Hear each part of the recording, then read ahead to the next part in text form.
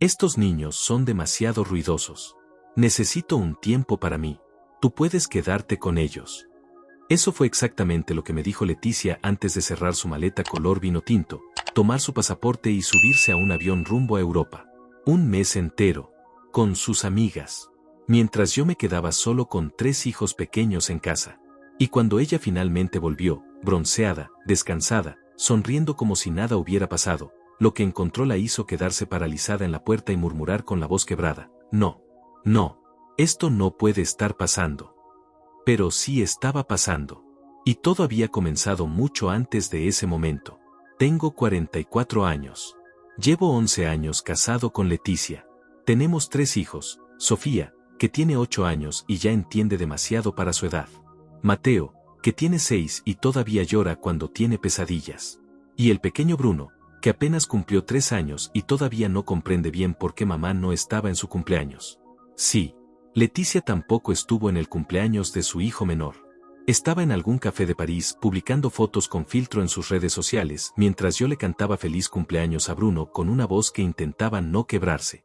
Pero no quiero adelantarme. Quiero contarte todo desde el principio, porque esta historia no es solo de abandono. Es de algo mucho más profundo. Es de lo que le pasa a un hombre cuando toca fondo de verdad, cuando siente que el mundo entero se le viene encima y no tiene a nadie que lo sostenga. Y también es de lo que ese mismo hombre es capaz de construir cuando decide que ya fue suficiente. Todo empezó un martes por la noche. Recuerdo que era martes porque yo acababa de llegar de una semana larga de trabajo. Soy técnico en mantenimiento industrial, trabajo turnos rotativos, y esa semana había cubierto un turno extra porque necesitábamos el dinero. Cuando llegué a casa, los niños estaban despiertos todavía, la cocina estaba hecha un desastre, y Leticia estaba sentada en el sofá con el teléfono en la mano, ignorando completamente el caos a su alrededor. No me saludó. No levantó la vista. Simplemente dijo, como quien comenta el clima: tenemos que hablar. Me senté. Estaba cansado. Tenía hambre. Pero me senté. Y entonces Leticia me miró por primera vez en toda la noche y me dijo algo que no esperaba en absoluto. Me dijo que estaba agotada, que se sentía perdida, que llevaba años sintiéndose así y que necesitaba tiempo para ella misma, que sus amigas Graciela y Norma habían organizado un viaje a Europa y que ella quería ir. Un mes, 30 días, que yo me podía quedar con los niños porque, según ella, yo podía con eso. Me quedé mirándola sin saber qué decir. Le pregunté si estaba hablando en serio. Me dijo que sí. Le pregunté cuándo pensaba irse. Me dijo que en 5 días. 5 días. No era una conversación. Era un anuncio. Ya lo había decidido todo sin consultarme nada. Le dije que no podía hacer eso. Que teníamos 3 hijos. Que yo trabajaba. Que no era posible simplemente desaparecer un mes y dejar todo sobre mis hombros. Ella me miró con una expresión que nunca voy a olvidar. Una mezcla de hartazgo y de algo que parecía casi desprecio. Y me dijo, con una calma que dolía más que los gritos: Ricardo, estos niños son muy ruidosos y yo estoy agotada. Necesito un tiempo para mí. Tú puedes quedarte con ellos. Tú siempre puedes con todo. Y se levantó. Y se fue a la habitación. Y cerró la puerta. Yo me quedé solo en el salón, con el ruido de la televisión de fondo, con los platos sucios en el fregadero, con el llanto de Bruno que había vuelto a despertarse, y con esa frase girando en mi cabeza como un disco rayado. Tú siempre puedes con todo. Como si eso fuera un elogio. Como si eso justificara lo que estaba a punto de hacer. Esa noche no dormí. Me quedé en el sofá mirando el techo, haciendo cuentas que no cerraban, pensando en cómo iba a manejar los turnos del trabajo, el colegio de los niños, la comida, los baños, las pesadillas de Mateo, los berrinches de Bruno, las preguntas de Sofía. Solo. Durante 30 días. Sin ayuda. Sin aviso previo. Sin que nadie me hubiera preguntado si yo también estaba bien. 5 días después, Leticia tomó esa maleta color vino tinto, la subió al taxi que ella misma había llamado, me dio un beso rápido en la mejilla como quien sale a hacer un mandado, y se fue. No lloró. No dudó. No miró atrás. Simplemente se fue. Y yo me quedé parado en la puerta con Bruno en brazos, Mateo agarrado de mi pantalón, y Sofía a mi lado preguntando en voz baja: Papá, ¿cuándo vuelve mamá? Le dije que en un mes. Ella asintió despacio, con esa seriedad que da miedo ver en una niña de 8 años, y entró a la casa sin decir nada más. Cerré la puerta. Respiré hondo. Y por dentro, algo que no supe nombrar en ese momento empezó a moverse. Todavía no era rabia. Todavía no era decisión. Era algo más parecido al frío. Al tipo de frío que uno siente cuando entiende, de verdad, que está completamente solo. Lo que vino después fue más duro de lo que cualquier palabra puede describir. Pero también fue lo que me convirtió en el hombre que soy hoy. Y por eso necesito que te quedes. Porque esta historia no termina con esa puerta cerrándose. Termina con otra puerta abriéndose. Una que yo mismo construí. Con mis propias manos. Y con todo el dolor que Leticia nunca imaginó que me estaba regalando sin saberlo. Los primeros días fueron un golpe de realidad que no tenía comparación con nada que hubiera vivido antes. Y mira que yo creía que sabía lo que era el cansancio. Trabajaba turnos rotativos, cargaba equipos pesados, pasaba horas de pie en plantas industriales donde el ruido no para nunca. Pero nada, absolutamente nada, me había preparado para lo que fue estar solo con 3 hijos pequeños durante un mes entero sin ningún tipo de ayuda, sin descanso, sin un solo momento para respirar. El primer lunes me levanté a las 5:30 de la mañana porque Bruno había llorado toda la noche. No sé si fue un diente, si fue una pesadilla, si simplemente extrañaba a su madre, pero el caso es que no durmió y yo tampoco. Me levanté con los ojos quemando, preparé el desayuno para los 3, busqué la mochila de Mateo que estaba debajo del sofá por alguna razón que nunca entendí. Peiné a Sofía que ese día tenía que llevar el pelo recogido para una presentación en el colegio, y llegué al trabajo 20 minutos tarde con una mancha de puré de avena en la camisa que no había notado hasta que mi compañero me lo señaló con una sonrisa incómoda. Eso fue el primer lunes. Y todavía faltaban 27 días. El tema del trabajo era uno de los problemas más serios. Yo no podía simplemente dejar de ir. Teníamos una hipoteca, teníamos facturas, teníamos 3 bocas que alimentar. Leticia había trabajado de manera intermitente durante los últimos años, pero en ese momento no estaba generando ningún ingreso. Todo dependía de mí. Siempre había dependido de mí, pero nunca lo había sentido tan pesado como en esos días, cuando llegaba a casa después de 8 horas de turno y todavía me esperaban otras 8 horas de papá, cocinero, enfermero, árbitro de peleas y contador de cuentos. Hablé con mi jefe para ver si podía ajustar los horarios temporalmente. Me miró con esa cara que tienen algunos hombres cuando no saben bien cómo reaccionar ante algo que no encaja en su esquema mental. Me dijo que haría lo que pudiera, pero que no podía garantizar nada. Al final me acomodó 3 turnos seguidos de día durante las primeras 2 semanas, lo cual significaba que podía recoger a los niños del colegio. Pero significaba también que esas semanas trabajaba más horas de lo normal para compensar, y llegaba a casa completamente destruido. Carmen, mi vecina del piso de abajo, se dio cuenta de la situación antes de que yo dijera una sola palabra. Era una mujer de unos 60 años, viuda desde hacía tiempo, con una energía que a mí me resultaba inexplicable a cualquier hora del día. Un miércoles por la tarde tocó a mi puerta con un recipiente de sopa en las manos y me dijo simplemente, traje esto para los niños. Y para ti también. No preguntó qué había pasado.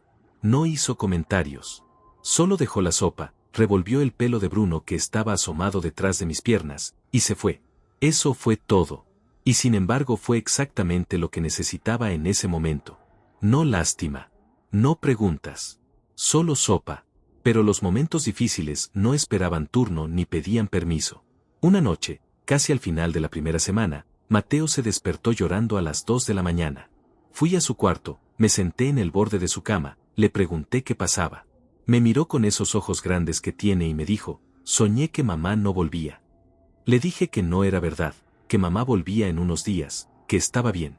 Él asintió, se acomodó bajo las sábanas, y en menos de 5 minutos volvió a dormirse. Yo me quedé ahí sentado en la oscuridad de su cuarto un buen rato. No podía moverme. Tenía un nudo en el pecho que no sabía si era tristeza, rabia, o simplemente agotamiento acumulado convirtiéndose en algo más denso. ¿Qué le decía yo a un niño de 6 años sobre por qué su mamá se había ido un mes a Europa? ¿Cómo se explica eso sin destruir la imagen que un hijo tiene de su madre? Le había dicho que mamá necesitaba descansar, que estaba de viaje con unas amigas, que pronto volvía. Sofía me había mirado con esa expresión suya que dice más de lo que sus palabras expresan, y no había dicho nada. Pero yo sabía que ella entendía más de lo que aparentaba. A los 8 años, Sofía ya leía El silencio de los adultos como si fuera un libro abierto. Lo financiero también empezó a crujir más rápido de lo que esperaba. Leticia y yo teníamos una cuenta conjunta que usábamos para los gastos del hogar. Yo depositaba ahí una parte fija de mi sueldo cada mes para cubrir la hipoteca, la comida, los colegios. Era un sistema que habíamos establecido años atrás y que funcionaba, o al menos eso creía yo. Pero cuando fui a revisar el saldo a finales de esa primera semana, me encontré con un número que no cuadraba con lo que debería haber. Faltaban $800. Casi $900 que no estaban ahí y que yo no había retirado. Llamé al banco. Me confirmaron que había habido una transferencia 5 días antes de que Leticia se fuera. Una sola transferencia. A una cuenta que no reconocí. Colgué el teléfono y me quedé mirando la pantalla del móvil durante un tiempo que no supe calcular. No era una fortuna, pero era casi la mitad de lo que teníamos disponible para ese mes. Y yo estaba solo, con 3 hijos, con una hipoteca venciendo, y con el sueldo de esa quincena que todavía no había entrado. Esa noche, después de que los niños se durmieron, me senté en la cocina con una taza de café frío y empecé a hacer números en un papel. Ingresos, gastos fijos, lo que quedaba en la cuenta, lo que necesitaba para las próximas semanas. El resultado no era catastrófico, pero era ajustado. Muy ajustado. El tipo de ajustado que no perdona ningún imprevisto, y con 3 niños pequeños los imprevistos no piden permiso antes de aparecer. Fue en esa misma semana cuando Leticia me mandó un mensaje por primera vez desde que se había ido. No era para preguntar por los niños. Era una foto. Una foto de ella en una terraza con vista a un río que no supe identificar, con una copa de vino en la mano y una sonrisa enorme. Y debajo, un mensaje que decía: esto es exactamente lo que necesitaba. Me siento otra persona. Nada más. Sin preguntar cómo estaban los niños. Sin preguntar cómo estaba yo. Solo la foto, la copa, y esa frase que me golpeó en algún lugar que todavía no tenía nombre. Le respondí con una sola línea: los niños están bien. Y guardé el teléfono. Esa noche casi no pude dormir otra vez. No por los niños, que por una vez durmieron todos seguidos, sino porque algo había empezado a cambiar dentro de mí. Era lento, casi imperceptible, como cuando el cielo empieza a oscurecer antes de una tormenta y uno no sabe exactamente en qué momento pasó de azul a gris. Todavía no era rabia. Todavía no era decisión. Pero ya no era solo dolor tampoco. Era algo distinto. Algo que con el tiempo aprendí a reconocer. Era el momento exacto en que un hombre deja de preguntarse qué hizo mal y empieza a preguntarse qué va a hacer ahora. Hubo un momento, creo que fue al final de la segunda semana, en que estuve a punto de llamar a Leticia y pedirle que volviera. No por mí, por los niños. O al menos eso me decía a mí mismo para no admitir que también era por mí, que también yo estaba llegando a un límite que no había visto venir y que de repente estaba ahí, frente a mis ojos, enorme e imposible de ignorar. Ese día había sido especialmente duro. Bruno amaneció con fiebre. No alta, no de las que asustan, pero fiebre al fin. Lo que significaba que no podía llevarlo a la guardería. Lo que significaba que yo no podía ir al trabajo. Llamé a mi jefe, le expliqué la situación, y aunque no dijo nada directamente, el silencio al otro lado del teléfono antes de responder: está bien, Ricardo, nos arreglamos, tenía un peso que yo sentí perfectamente. Era el tipo de silencio que dice lo que la boca no dice. Y yo no estaba en posición de ignorarlo porque ese trabajo era lo único que mantenía todo en pie. Me quedé en casa con Bruno todo el día. Le tomé la temperatura cada 2 horas, le di el medicamento a tiempo, le puse películas en la tablet, le preparé caldo porque era lo único que quería comer. Y mientras hacía todo eso, también respondí 3 mensajes del trabajo que no podían esperar, preparé el almuerzo para cuando Sofía y Mateo llegaran del colegio, hice una colada porque Mateo se había quedado sin uniforme limpio, y en algún momento entre el caldo y la lavadora me di cuenta de que llevaba más de 30 horas sin dormir, más de 2 horas seguidas. Me senté en el suelo de la cocina. Literalmente en el suelo, con la espalda contra el armario de abajo y las rodillas dobladas. Bruno estaba dormido en el sofá, tapado con su manta favorita, respirando con esa tranquilidad que tienen los niños pequeños cuando duermen aunque tengan fiebre. Y yo me quedé ahí, en ese suelo, mirando la cocina que nunca terminaba de estar limpia del todo, y por primera vez desde que Leticia se había ido, sentí que se me llenaban los ojos de agua. No lloré, o no del todo. Fue más bien ese tipo de llanto contenido que duele más que el llanto real, porque te lo tragas y se queda ahí, en algún lugar entre el pecho y la garganta, pesando. Pensé en llamarla. Pensé en decirle que no podía más, que Bruno estaba enfermo, que necesitaba que volviera. Tomé el teléfono. Busqué su nombre en la pantalla. Y entonces vi que hacía 16 horas que había publicado otra foto en sus redes. Esta vez era en una plaza, con sus amigas Graciela y Norma, todas riendo, con bolsas de compras en las manos y el sol de la tarde cayendo sobre ellas como si el mundo fuera perfecto. Dejé el teléfono boca abajo sobre el suelo. Y no llamé. Fue Carmen quien llegó esa tarde, como si tuviera un radar para los momentos exactos en que yo estaba al borde. Tocó la puerta con sus golpecitos característicos, 3 golpes cortos y uno largo, y cuando abrí me miró a la cara y dijo sin rodeos: «Tienes cara de no haber dormido en una semana». Le dije que más o menos era eso. Me dijo que le dejara a los niños esa tarde cuando llegaran del colegio, que ella se encargaba de darles la merienda y de hacer las tareas con Sofía, y que yo me acostara aunque fuera 2 horas. Le dije que no era necesario. Me miró con esa expresión que tienen las mujeres mayores cuando ya no tienen paciencia para la terquedad masculina y me dijo: «Ricardo, no te estoy preguntando. Te estoy diciendo».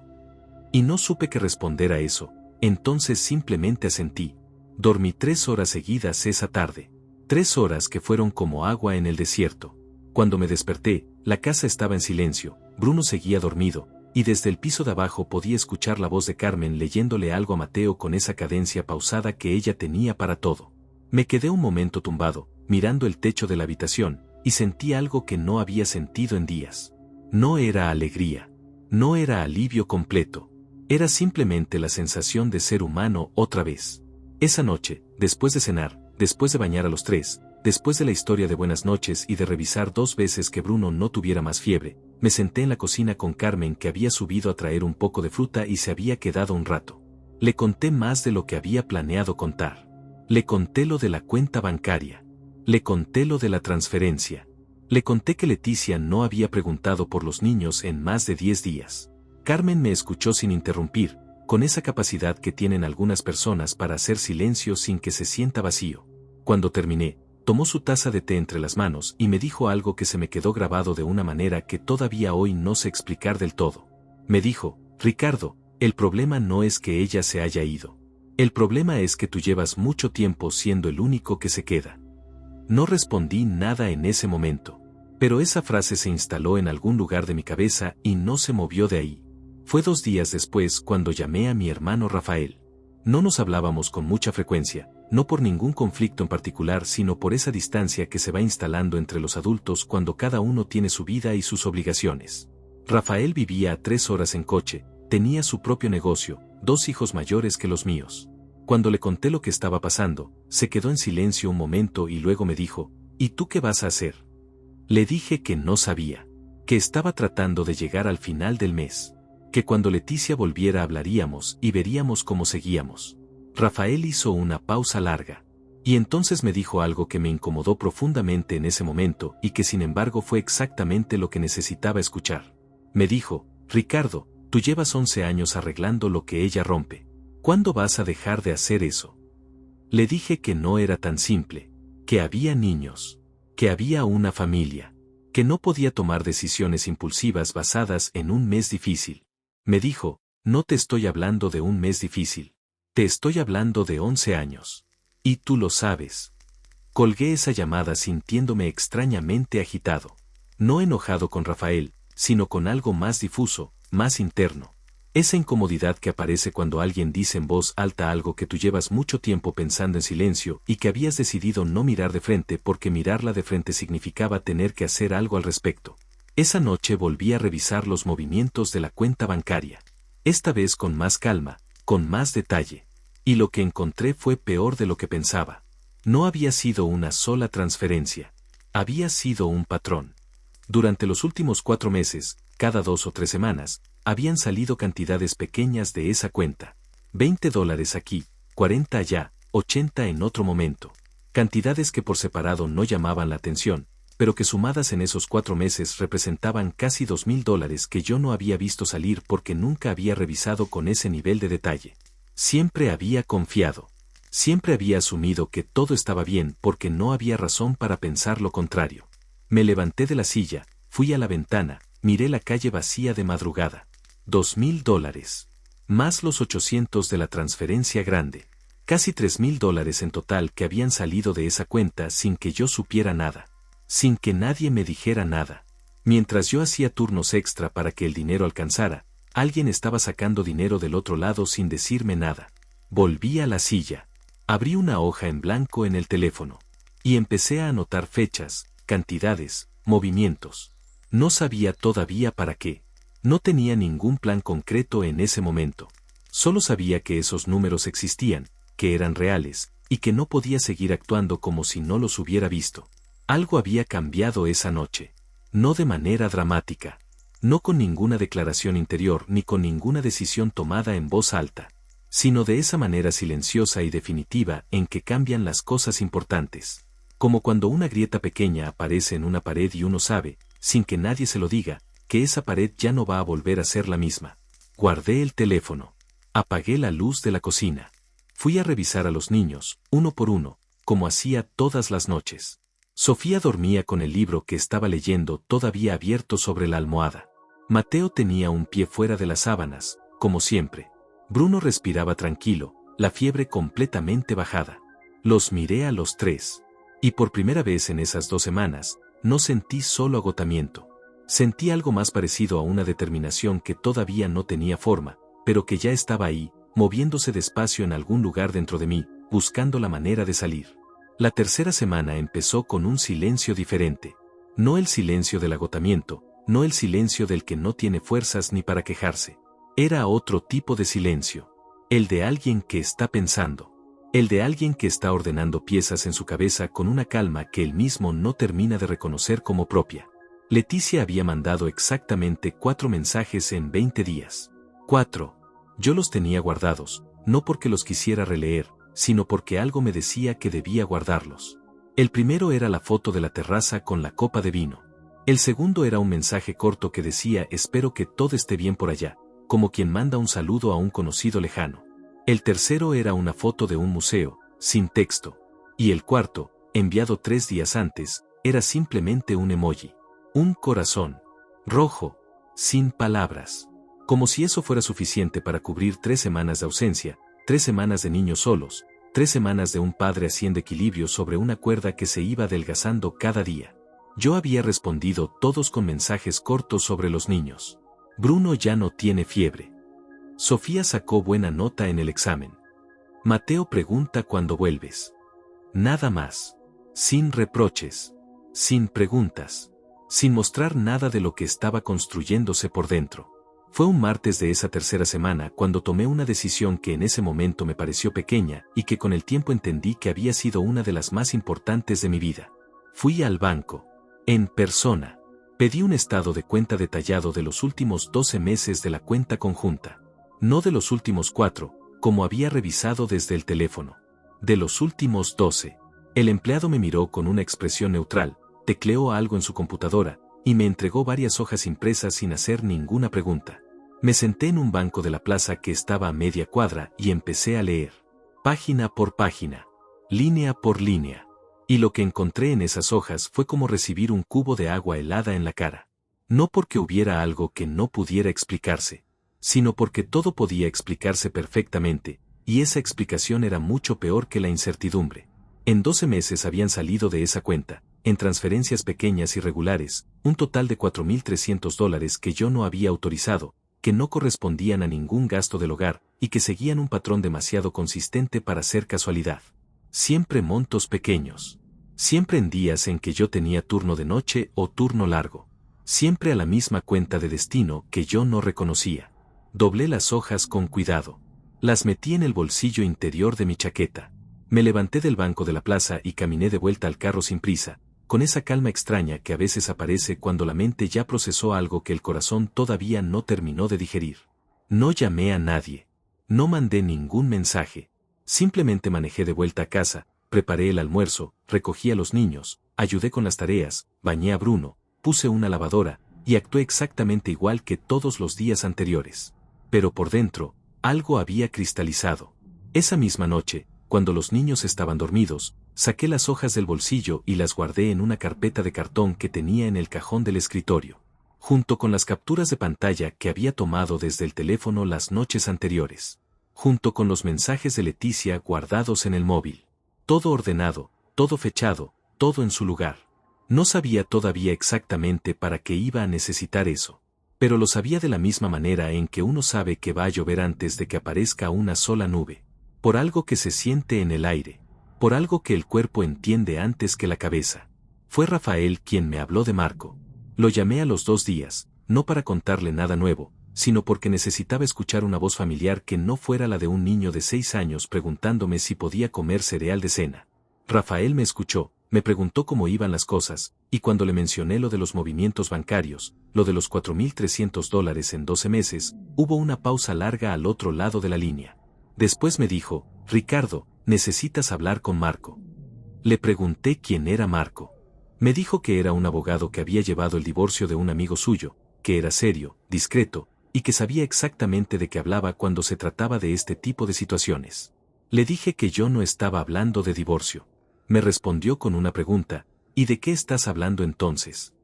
No supe responder. Y ese silencio mío fue la respuesta más honesta que pude dar. Llamé a Marco al día siguiente. Me atendió un asistente que me dio una cita para 4 días después. Me pareció mucho esperar, pero no tenía alternativa. Mientras tanto, seguí con la rutina. Los niños, el trabajo, la cocina, las noches sin dormir del todo, los mensajes escasos de Leticia que para ese momento ya ni siquiera intentaban disimular la indiferencia. El día de la cita con Marco dejé a los niños con Carmen, que para ese momento ya era una presencia tan constante en nuestras vidas que Mateo la llamaba la abuela de abajo sin que nadie se lo hubiera enseñado. Llegué al despacho de Marco con la carpeta bajo el brazo, con las hojas del banco, con las capturas de pantalla, con todo ordenado como había podido. Era un hombre de unos 50 años, pelo entrecano, manera de hablar directa y sin adornos innecesarios. Me gustó eso. No tenía paciencia en ese momento para rodeos. Me senté frente a él. Le conté todo. Desde el principio.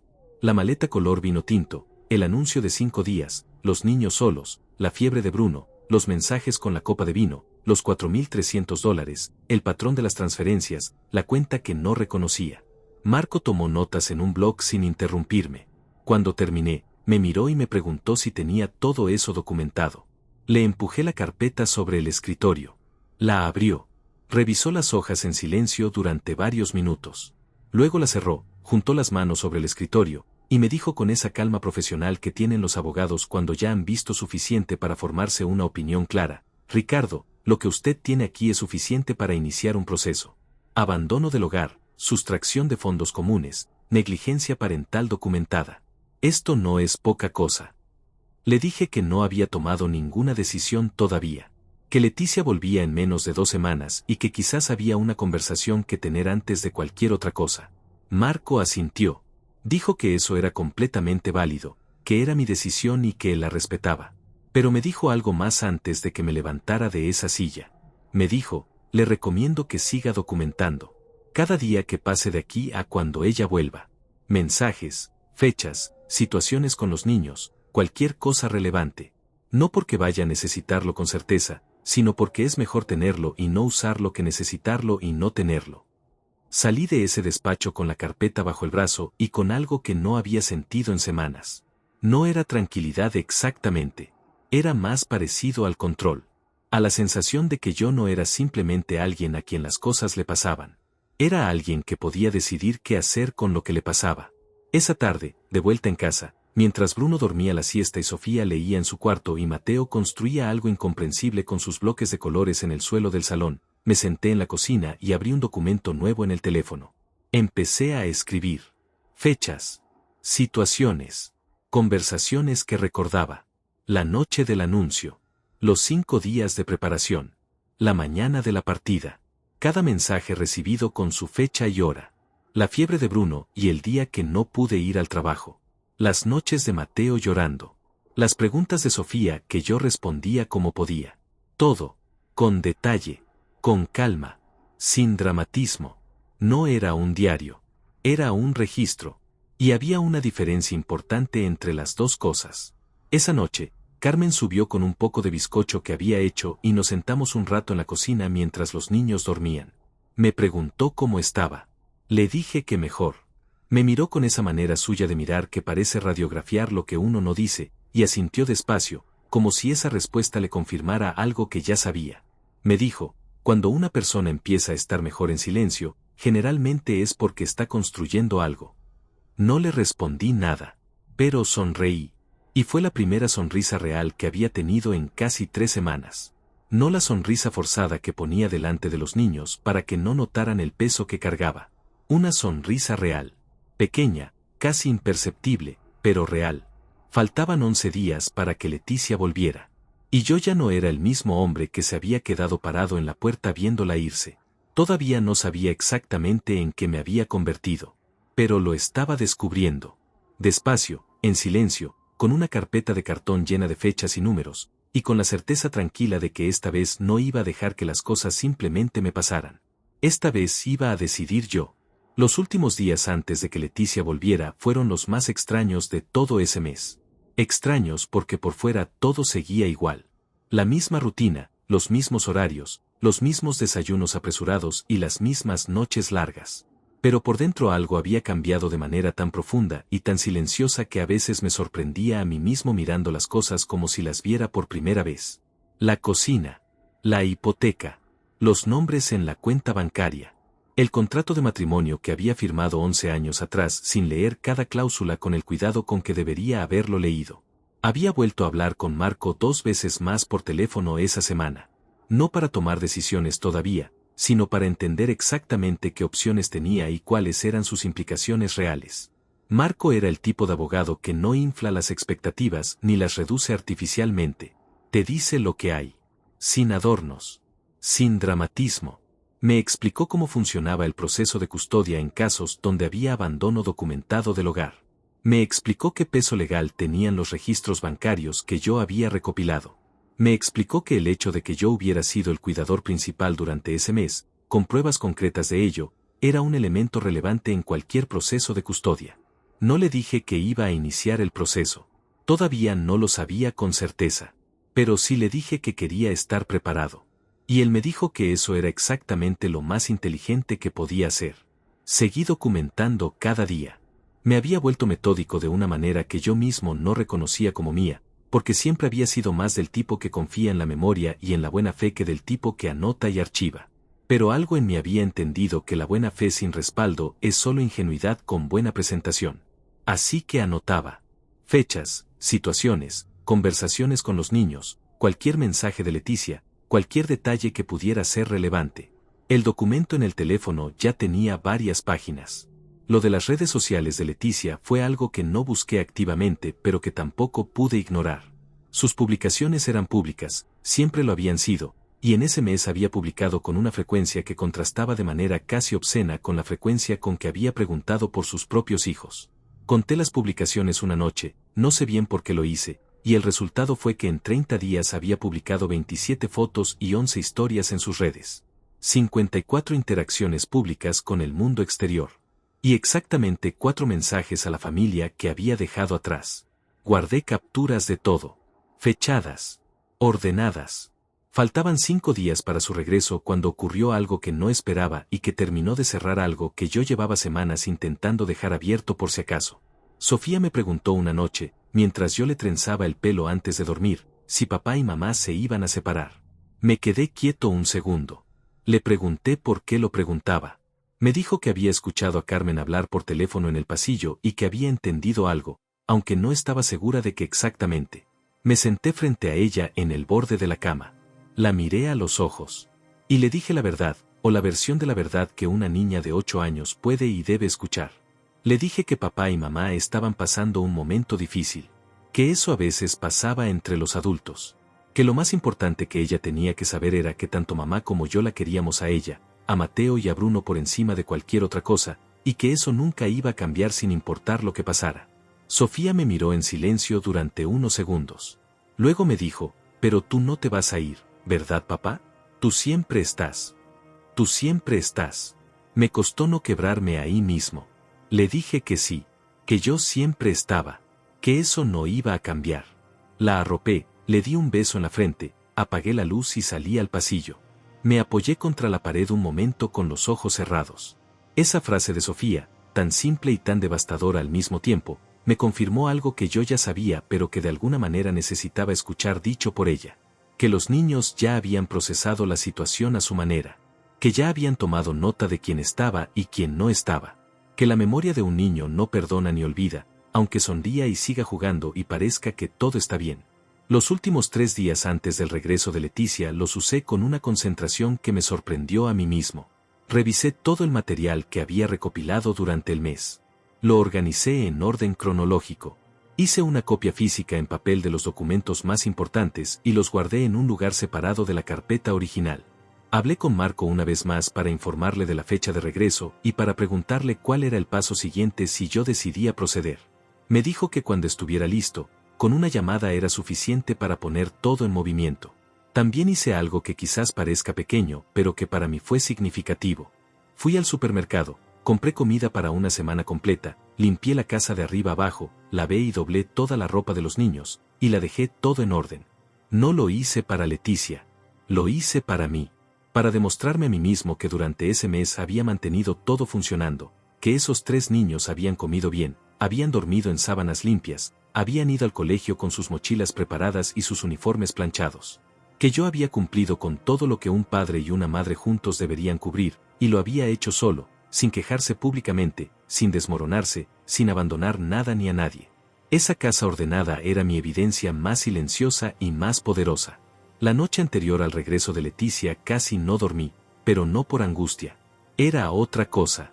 Era esa especie de tensión que precede a algo importante, no el miedo sino la concentración.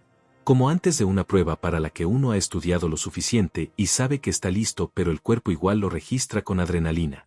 Me levanté a las 3 de la mañana, fui a la cocina, me preparé un café, y me quedé sentado en silencio mirando la ventana oscura.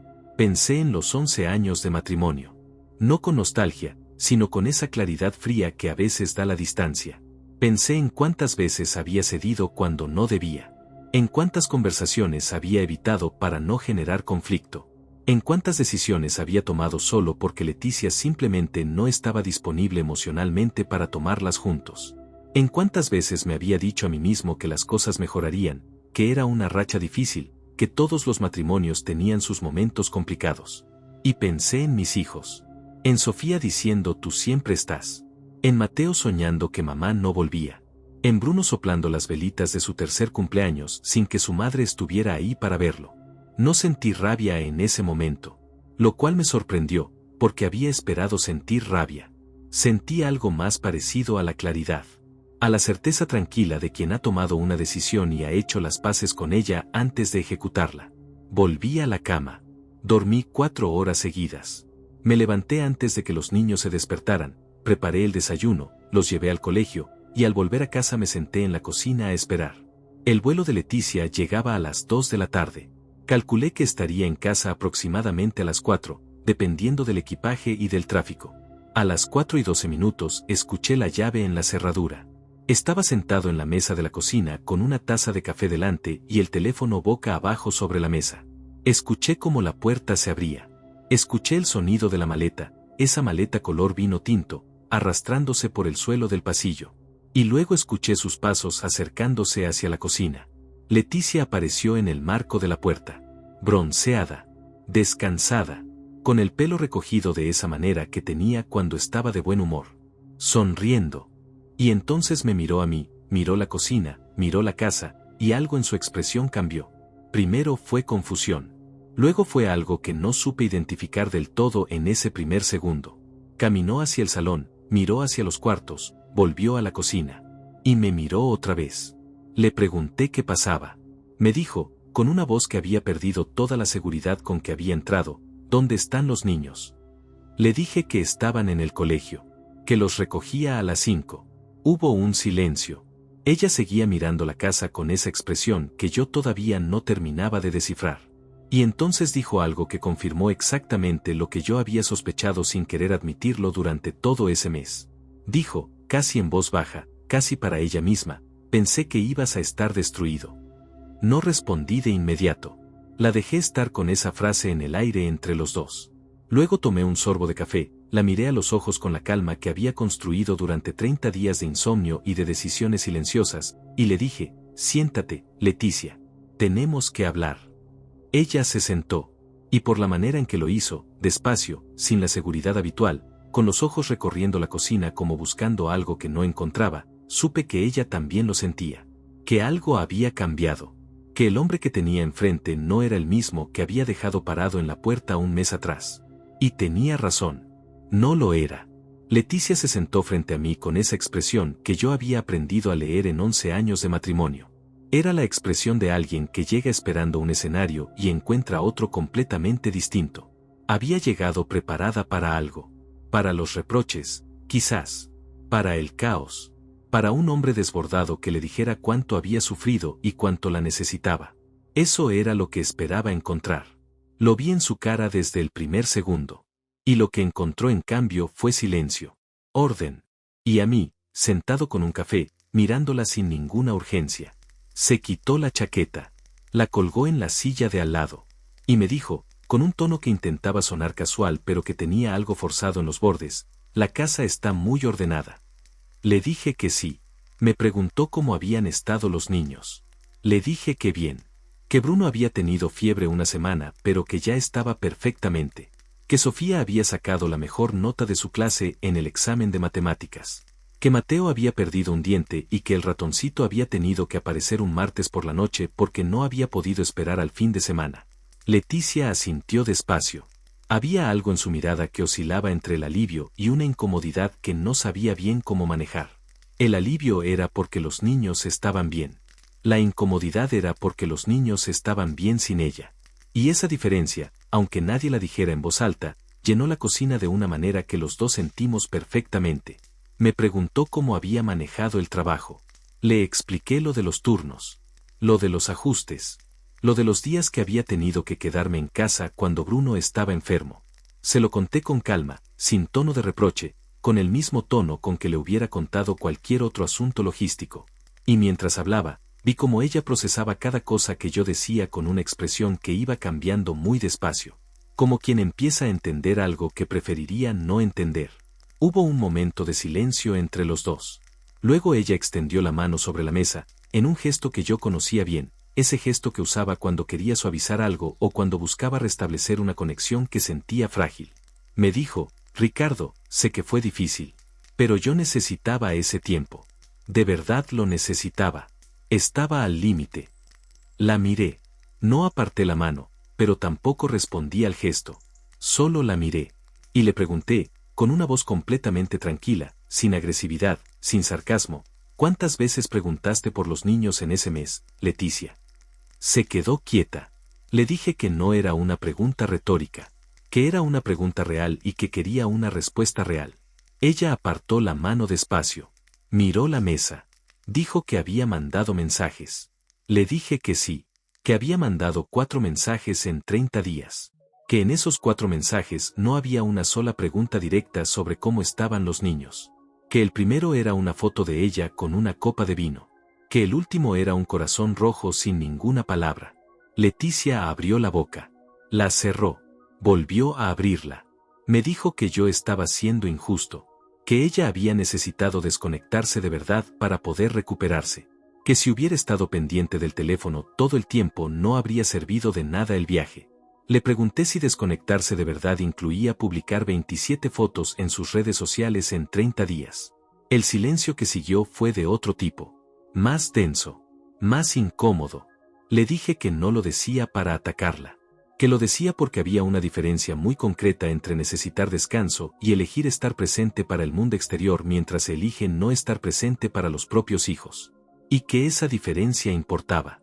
Que esa diferencia era exactamente el centro de lo que teníamos que hablar. Leticia se levantó de la silla. Fue hacia la ventana. Se quedó ahí de espaldas a mí un momento. Cuando se dio vuelta tenía esa expresión que a veces precede a las lágrimas y a veces precede a la ofensiva. Con Leticia nunca se sabía cuál de las dos iba a ser. Me dijo que no podía creer que yo estuviera haciéndole esto el día que llegaba. Que había llegado cansada. Que había viajado todo el día. Que esto podía esperar a mañana. Le dije que entendía que estaba cansada. Que podíamos seguir la conversación cuando ella quisiera. Pero que había algo que no podía esperar, y que prefería decírselo ese mismo día. Me miró con los ojos entrecerrados. Me preguntó qué cosa. Saqué el teléfono de la mesa. Abrí los registros bancarios que tenía guardados. Le mostré la pantalla. Le dije que había revisado los movimientos de la cuenta conjunta de los últimos 12 meses. Que había encontrado transferencias regulares que sumaban $4.300 que yo no había autorizado y que no correspondían a ningún gasto del hogar. Y que además había una transferencia única de $800 realizada 5 días antes de su partida a Europa. Leticia miró la pantalla. Luego me miró a mí. Y en su cara apareció algo que yo no había esperado ver con tanta claridad. No fue culpa. No fue explicación. Fue, por una fracción de segundo antes de que ella pudiera controlarlo, miedo. Me dijo que eso tenía explicación. Le dije que la escuchaba.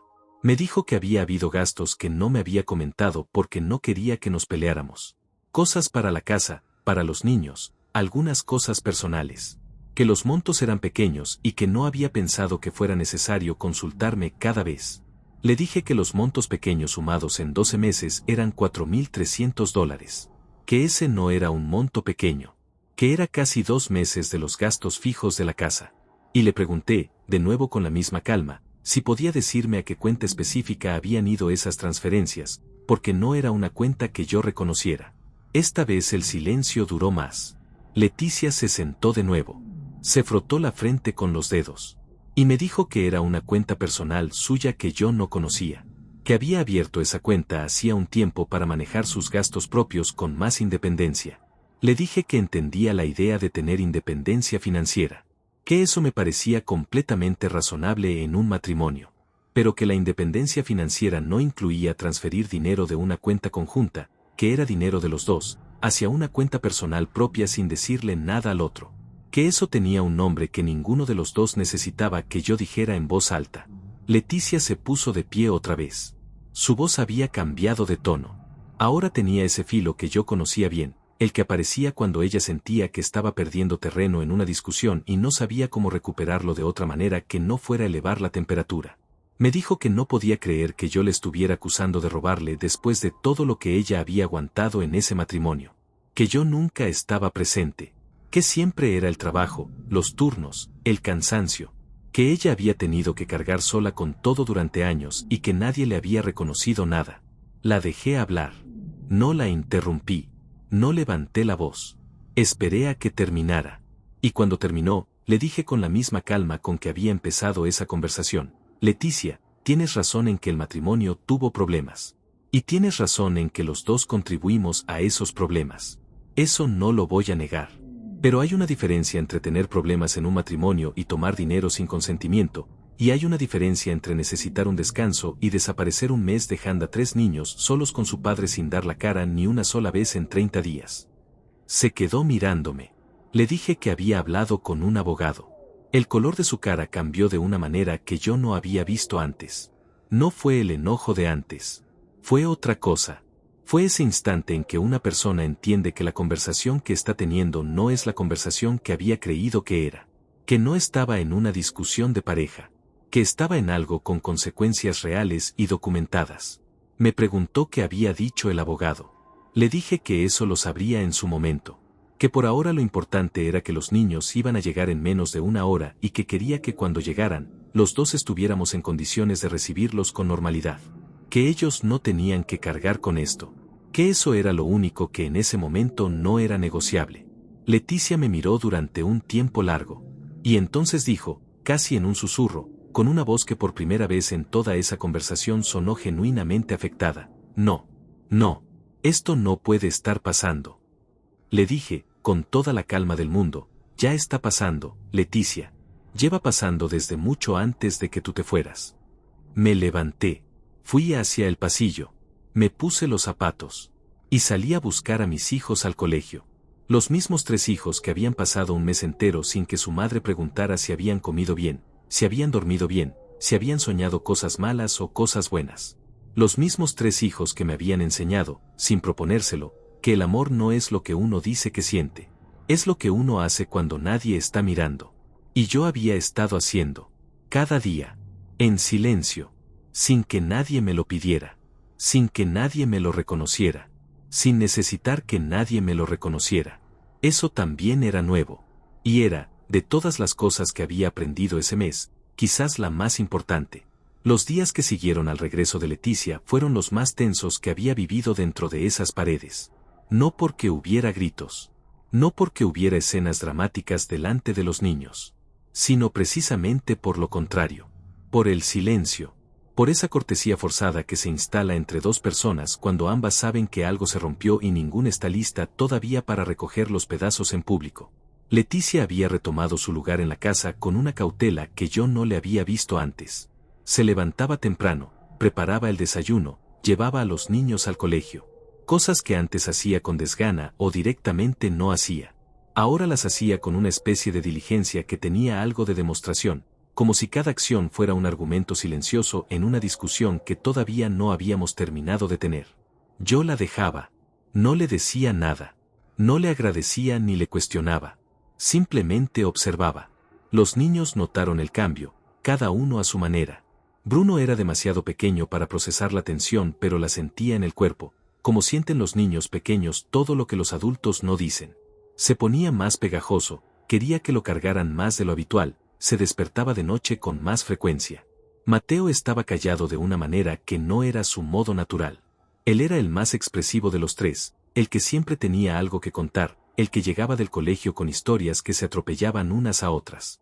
Esa semana llegaba, saludaba, y se iba a su cuarto. Sofía, como siempre, observaba todo con esa seriedad de adulta pequeña que me partía el corazón cada vez que la veía.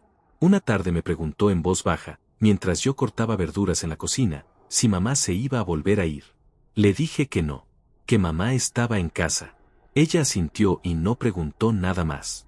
Pero el modo en que lo preguntó, con esa voz baja y esa precaución, como si tuviera miedo de que la respuesta fuera que sí, me dijo todo lo que necesitaba saber sobre el daño que ese mes había dejado en ella. Hablé con Marco 2 veces esa semana. Le informé del regreso de Leticia, de la conversación que habíamos tenido, de su reacción cuando le mencioné los movimientos bancarios. Marco escuchó todo con atención y me dijo que la reacción de ella, especialmente el momento en que había intentado justificar las transferencias con explicaciones vagas, era exactamente el tipo de comportamiento que quedaba registrado y que era relevante si el proceso avanzaba. Me preguntó si había tomado una decisión. Le dije que casi. Me dijo que cuando estuviera listo, con una llamada era suficiente. Esa semana también hice algo que llevaba tiempo postergando. Llamé a mi banco por separado, el banco donde tenía mi cuenta personal, y pregunté por opciones para separar mis ingresos de la cuenta conjunta. No lo hice todavía. Pero pregunté. Y preguntar fue en sí mismo un acto que semanas atrás no hubiera imaginado necesario. El jueves de esa semana, 4 días después del regreso de Leticia, tuvimos la segunda conversación seria. Esta vez fue ella quien la buscó. Me pidió que habláramos cuando los niños estuvieran dormidos. Me pareció bien. Esperé. A las 10 de la noche nos sentamos en el salón, los dos en lados opuestos del sofá, con una distancia entre nosotros que medía exactamente lo que medía todo lo que no habíamos dicho todavía.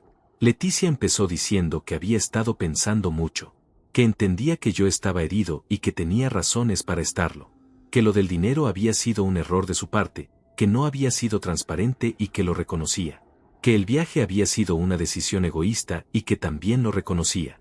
Me dijo todo esto con una voz que sonaba sincera, y quizás lo era, pero yo había aprendido ese mes a no confundir el arrepentimiento con el cambio. Son cosas distintas. El arrepentimiento es lo que uno siente cuando las consecuencias llegan. El cambio es lo que uno hace antes de que lleguen. Le escuché todo sin interrumpir. Cuando terminó le pregunté qué proponía. Me dijo que quería intentarlo de nuevo, que estaba dispuesta a ir a terapia de pareja, a ser más transparente con el dinero, a estar más presente con los niños. Me dijo que amaba a su familia y que no quería perderla. La miré. Y le dije algo que había estado pensando durante días y que finalmente tenía las palabras precisas para decir. Le dije que yo le creía que lo sentía, que no dudaba de que en ese momento era genuino, pero que había un problema concreto que ninguna cantidad de terapia podía resolver por sí sola, y era que lo que ella había hecho no era un error puntual. Era un patrón. Y que ese patrón tenía años. Que no era la primera vez que yo cubría lo que ella dejaba descubierto. Que no era la primera vez que yo sostenía lo que ella soltaba. Y que durante 11 años yo había interpretado ese patrón como algo que se podía trabajar, algo que mejoraría, algo que era parte de las dificultades normales de cualquier matrimonio. Pero que ese mes me había mostrado con una claridad que no podía ignorar que el patrón no era una fase. Era la estructura. Leticia me escuchó con los ojos llenos de agua. Me dijo que yo estaba siendo demasiado duro. que nadie era perfecto, que ella también había aguantado cosas mías durante años. Le dije que sí, que probablemente era cierto, que yo tampoco había sido un marido perfecto y que no lo pretendía, pero que había una diferencia fundamental entre las imperfecciones de alguien que se queda y las de alguien que se va, y que esa diferencia era la que estábamos discutiendo. Hubo un silencio largo. Luego Leticia me preguntó si ya había tomado una decisión, si el abogado ya había hecho algo. Le dije que todavía no, que quería que ella supiera exactamente dónde estaban las cosas antes de que cualquier papel se moviera, que eso me parecía lo más honesto que podía hacer. Me preguntó qué necesitaba yo para no llegar a eso. Le dije que no era una cuestión de necesidades ya, que había cosas que una vez que uno las ve no puede dejar de verlas, y que yo las había visto. Esa noche Leticia durmió en el cuarto de huéspedes. No se lo pedí, fue su decisión, y yo me quedé en la habitación que había sido de los dos durante 11 años, mirando el techo con esa calma extraña que ya había aprendido a reconocer como mía, y pensé en todo lo que había cambiado en un mes. No solo en las circunstancias, en mí. El viernes siguiente llamé a Marco. Le dije que estaba listo. Me dijo que necesitaba que fuera al despacho con toda la documentación que había reunido para formalizar el inicio del proceso. Quedamos para el lunes siguiente. Colgué el teléfono, guardé la carpeta de cartón en la mochila, y seguí con el día exactamente igual que siempre. Preparé el desayuno. Llevé a los niños al colegio. Fui al trabajo. Pero esa tarde, de regreso a casa, paré en la plaza que estaba a media cuadra del banco. La misma plaza donde me había sentado semanas atrás a leer los estados de cuenta con el corazón en la garganta. Me senté en el mismo banco. Saqué el teléfono. Abrí el documento donde había estado registrando todo durante el mes. Lo leí de principio a fin. Fechas, situaciones, conversaciones, movimientos bancarios, mensajes, publicaciones en redes, la fiebre de Bruno, las pesadillas de Mateo, la pregunta de Sofía sobre si papá se iba a ir. Lo leí todo. Y cuando terminé lo guardé. Y me quedé un momento mirando la calle, la gente pasando, los niños jugando en el área de juegos al fondo de la plaza, el cielo de esa tarde que tenía ese color particular que tiene a veces al final del día cuando el sol ya bajó pero la luz todavía no se fue del todo. Pensé en el hombre que había sido un mes atrás. Parado en una puerta, con Bruno en brazos y Mateo agarrado de su pantalón, viendo una maleta color vino tinto desaparecer en un taxi. Ese hombre no sabía lo que se venía. No sabía que iba a tocar un fondo que no había imaginado. No sabía que en ese fondo iba a encontrar algo que no buscaba y que sin embargo era exactamente lo que necesitaba encontrar. No sabía que iba a encontrarse a sí mismo. El lunes fui al despacho de Marco con la carpeta, con los documentos, con todo en orden. Nos sentamos. Revisó cada papel con esa calma metódica suya. Hizo algunas preguntas. Tomó notas. Y cuando terminó me dijo que el caso era sólido, que la documentación era clara, que el proceso podía avanzar con fundamentos concretos en 3 frentes: el abandono del hogar, la sustracción de fondos de la cuenta conjunta, y el historial de cuidado principal de los hijos que yo había ejercido de manera exclusiva durante el periodo documentado. Me dijo que el primer paso era la notificación formal, que una vez que Leticia fuera notificada, tendría un plazo para responder y para buscar su propia representación legal, que a partir de ahí el proceso seguiría sus tiempos, que no serían cortos, pero que los fundamentos estaban. Firmé los primeros documentos ese lunes. Con la mano firme. Sin dudar. Sin ese temblor interior que había esperado sentir y que no apareció. Porque las decisiones que uno tarda mucho en tomar no tiemblan cuando finalmente se toman. Simplemente se asientan. Como algo que por fin encontró el lugar donde debía estar. Salí del despacho de Marco con las manos en los bolsillos y caminé hasta el carro sin prisa.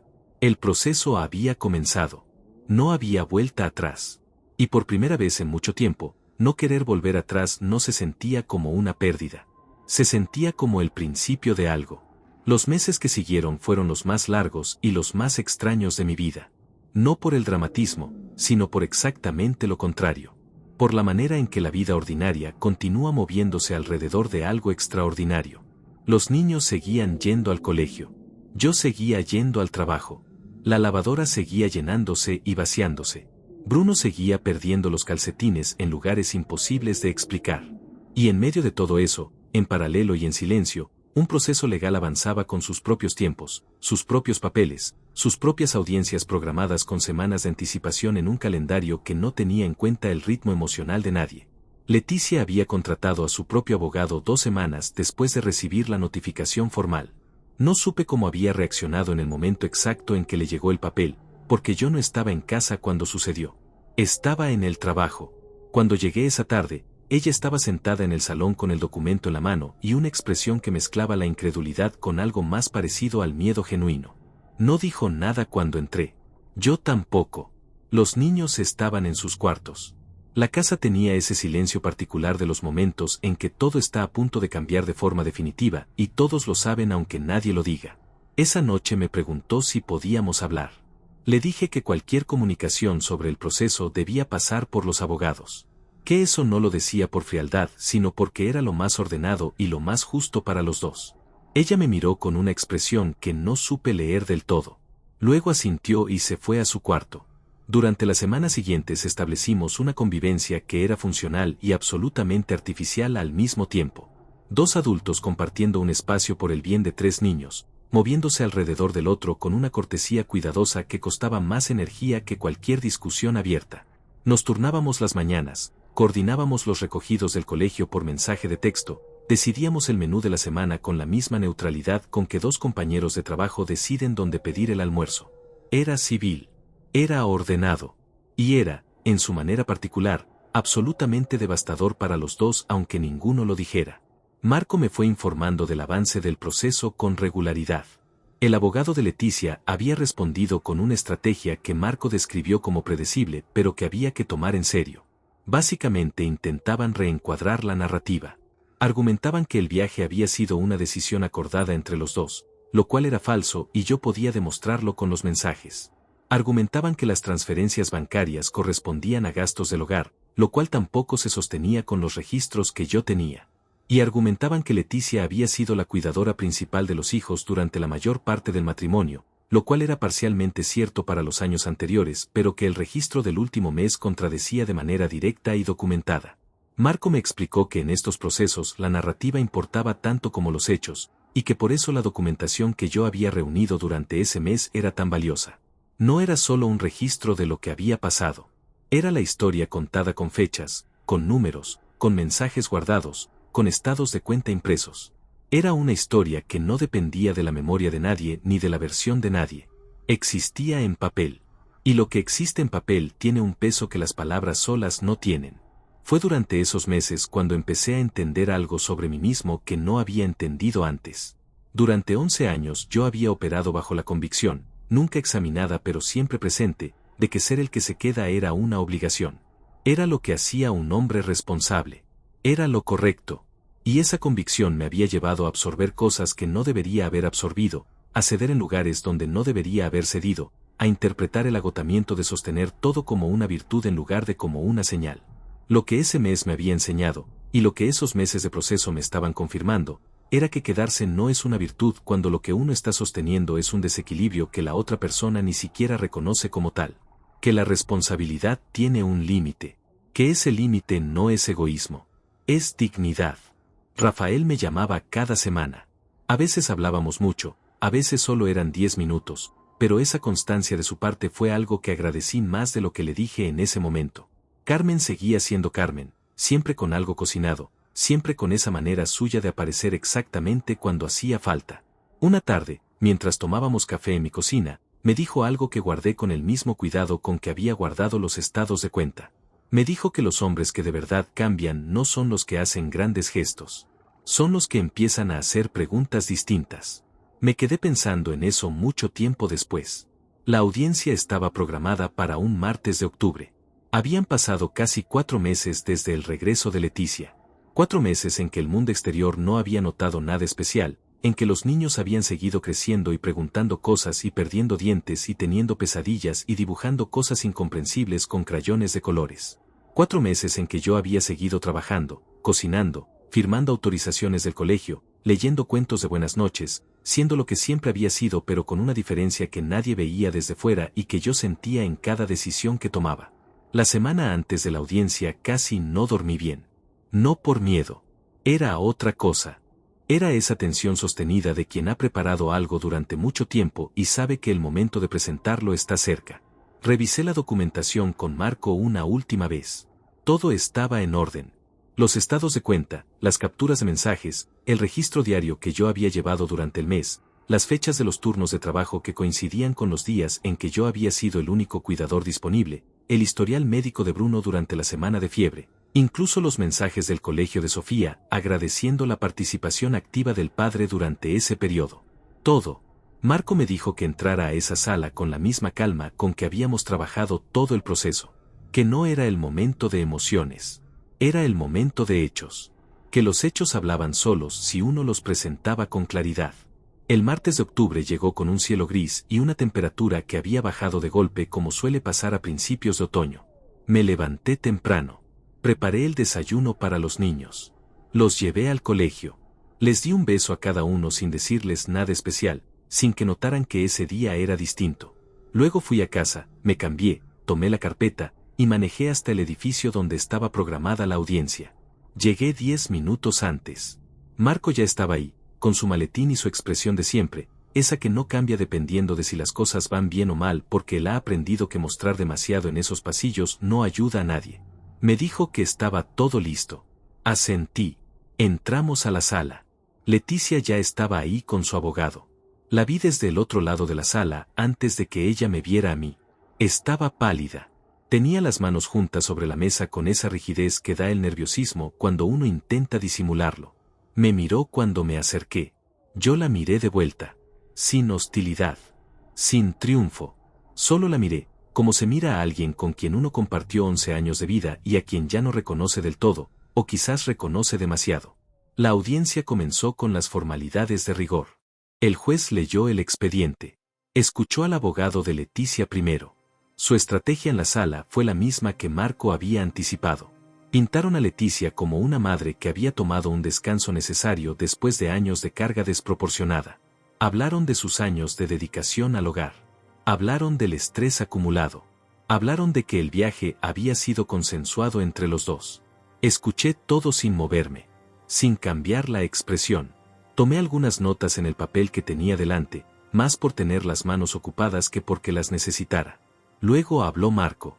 Y la manera en que Marco presentó el caso fue exactamente lo que yo había esperado de él desde el principio. Sin dramatismo. Sin ataques personales. Con fechas. Con números. Con documentos. Presentó los estados de cuenta con las transferencias marcadas. Presentó el registro diario que yo había llevado durante el mes. Presentó las capturas de los mensajes de Leticia, fechados, mostrando la frecuencia y el contenido. Presentó las publicaciones en redes sociales con sus fechas, contrastadas con la ausencia de contacto con los hijos. Presentó el informe del colegio. Presentó el historial médico de Bruno. Y entonces Marco hizo algo que yo no había esperado, pero que resultó ser el momento más silenciosamente poderoso de toda la audiencia. Leyó en voz alta, con calma, la frase exacta que Leticia me había dicho la noche del anuncio. La frase que yo había anotado en mi registro esa misma noche porque algo me había dicho que debía hacerlo. Estos niños son muy ruidosos y yo estoy agotada. Necesito un tiempo para mí. Tú puedes quedarte con ellos. La leyó. Y luego presentó el contraste. 30 días. 4 mensajes. 27 publicaciones en redes sociales. 0 preguntas directas sobre el bienestar de los hijos. El abogado de Leticia intentó objetar. El juez lo dejó terminar y luego pidió silencio. Miré a Leticia en ese momento. Estaba mirando la mesa. Tenía las manos apretadas una contra la otra con una fuerza que se le notaba en los nudillos. Su abogado le dijo algo en voz baja. Ella no respondió. Simplemente siguió mirando la mesa con esa expresión de alguien que acaba de entender que el suelo que creía tener bajo los pies no estaba donde pensaba. Y entonces, en voz apenas audible, dijo algo que el juez le pidió que repitiera en voz alta. Lo repitió. Dijo, no, esto no puede estar pasando. El juez la miró. Le dijo que sí estaba pasando y que era el momento de escuchar con atención. Yo no dije nada. No necesitaba decir nada. Todo lo que necesitaba decirse ya estaba dicho. Estaba en papel. Estaba en fechas. Estaba en números. Estaba en la voz de Marco leyendo con calma una frase que Leticia había dicho convencida de que nunca tendría consecuencias. Las palabras siempre tienen consecuencias. Tarde o temprano. De una manera o de otra. Eso también lo había aprendido ese mes. El juez no tomó una decisión ese día. Eso no es como funciona. Las audiencias no son como en las películas, donde todo se resuelve en un momento dramático y todos salen con una respuesta clara bajo el brazo. La realidad es más lenta, más burocrática, más silenciosa. Hubo una segunda audiencia 3 semanas después. Luego una reunión con un mediador familiar. Luego más papeles, más firmas, más esperas en pasillos con sillas de plástico y luz de tubo fluorescente que hace que todo parezca igualmente gris. Pero al final hubo una resolución. Y fue la que Marco había anticipado desde el principio cuando revisó esa carpeta de cartón por primera vez sobre su escritorio. La custodia principal de Sofía, Mateo y Bruno quedó a mi cargo. Leticia tendría visitas regulares, fines de semana alternos, y un régimen de llamadas durante la semana. El juez consideró el periodo documentado, consideró el historial de cuidado, consideró los registros bancarios, y consideró algo que Marco me había explicado desde el principio y que yo había tardado en entender completamente, que en estos procesos lo que importa no es quien tiene más razones para estar herido, sino quien puede demostrar que ha estado presente. Y yo podía demostrarlo. Con fechas. Con papel. Con la constancia silenciosa de 30 días en que había hecho todo solo y lo había registrado todo sin saber exactamente para qué, pero confiando en que algún día importaría. Importó. Respecto al dinero, los $4,300 más los 800 de la transferencia previa al viaje fueron reconocidos como sustracción de fondos comunes y descontados de la liquidación final del matrimonio. No era una fortuna, pero era el reconocimiento de algo que para mí tenía un peso simbólico mucho mayor que el económico. Era la confirmación de que lo que había pasado de verdad. De que no era una percepción mía, no era una exageración, no era el resentimiento de un hombre que no había sabido adaptarse. Era un hecho. Documentado. Reconocido. Real. Leticia firmó los acuerdos finales un jueves de noviembre, casi 6 meses después de aquella tarde en que había llegado bronceada con su maleta color vino tinto esperando encontrar un hombre destruido y había encontrado otra cosa completamente distinta. Firmó sin hacer escenas. Sin discursos. Con esa quietud que a veces tiene la derrota cuando ya no queda energía para resistir. Yo firmé también. Marco revisó todo una última vez. El notario selló los documentos. Y eso fue todo. 11 años de matrimonio cerrados en una mañana de jueves con bolígrafo azul sobre papel blanco. Salí de esa oficina y caminé hasta el carro sin prisa. Me quedé sentado un momento con las manos en el volante sin arrancar el motor. No lloré. No sentí euforia. Sentí algo más parecido al descanso. Al tipo de descanso que no viene de dormir sino de soltar algo que uno ha cargado tanto tiempo que ya no recuerda cómo se siente sin ese peso. Lo solté ahí. En ese estacionamiento gris. En ese jueves de noviembre con el cielo cubierto. Lo solté y arranqué el carro y fui a buscar a mis hijos al colegio como cualquier otro día. Los meses que siguieron fueron de reconstrucción. No de la manera dramática en que se reconstruyen las cosas en las historias donde todo cambia de golpe y el protagonista aparece transformado de la noche a la mañana. Fue más lento que eso. Más real. Más parecido a cómo crecen las plantas, que uno no las ve crecer pero un día se da cuenta de que están más altas que la semana pasada y no sabe exactamente cuándo pasó. Reorganicé las finanzas completamente. Abrí una cuenta solo a mi nombre para los gastos del hogar. Establecí un fondo de ahorro pequeño pero constante para los niños, algo para cuando fueran mayores, para la universidad, para lo que necesitaran. No era mucho al principio, pero era ordenado. Era mío. Era de ellos. Y esa claridad tenía un valor que iba mucho más allá de los números. En el trabajo, las cosas también fueron cambiando despacio. Hablé con mi jefe sobre la posibilidad de un horario más estable, sin tantos turnos rotativos, que me permitiera tener más previsibilidad con los niños. Tardó unas semanas en resolverse, hubo que hacer ajustes en el equipo, pero al final lo logramos. No era el turno ideal, pero era un turno que me permitía recoger a los niños del colegio 4 días de 5, y eso para mí valía más que cualquier hora extra pagada. Carmen siguió siendo parte de nuestras vidas de una manera que ya era imposible imaginar que no hubiera estado siempre. Los niños la querían con esa naturalidad con que los niños quieren a las personas que los hacen sentir seguros sin pedirles nada a cambio. A veces, cuando llegaba tarde del trabajo y ella había estado con ellos, encontraba la cocina ordenada y una nota en la mesa que decía cosas como Mateo comió todo el brócoli hoy, anota esto en la historia o Bruno me contó un chiste que no entendí pero me reí igual para no hacerlo sentir mal. Esas notas las guardé todas. No sé bien por qué. Quizás porque representaban algo que no tiene nombre fácil pero que uno reconoce cuando lo ve. La prueba de que no estaba solo.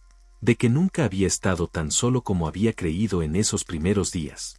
Rafael vino a visitarnos en diciembre. Fue la primera vez que lo veía en persona en más de un año.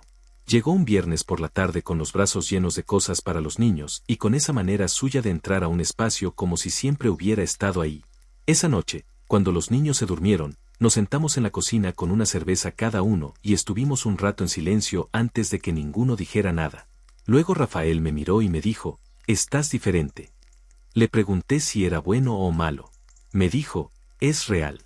Eso siempre es bueno». No hablamos mucho más de lo que había pasado. No hacía falta.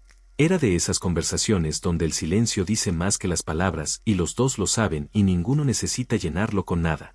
Con Leticia establecimos con el tiempo una relación que no tenía calor pero tampoco tenía veneno. Era funcional. Era lo que necesitaba ser para que los niños no cargaran con lo que era nuestro y no de ellos. Cuando venía a buscarlos los fines de semana, yo abría la puerta, los niños salían con sus mochilas, ella los saludaba, y yo me despedía con normalidad. Sin frialdad teatral.